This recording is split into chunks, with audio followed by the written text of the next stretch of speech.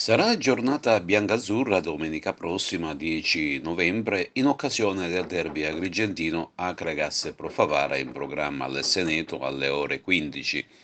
Lo stabilisce la dirigenza acregantina, per cui abbonamenti e ingressi di favore sono di fatto sospesi. Per quanto riguarda i biglietti d'ingresso, non subiranno variazioni, la tribuna coperta costerà 10 euro, la curva sud 5 e il settore ospiti 7.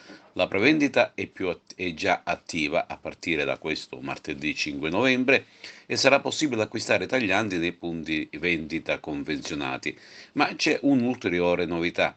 In occasione dell'atteso derby agrigentino con la Pro Favara, la società biancazzurra ha deciso di promuovere l'iniziativa intitolata L'Acregas nelle scuole, che consiste nel favorire l'ingresso gratuito in curva sud degli studenti fino a 17 anni di età, con un accompagnatore che pagherà il biglietto d'ingresso solamente 3 euro rispetto ai 5 euro stabiliti e previsti per questo settore.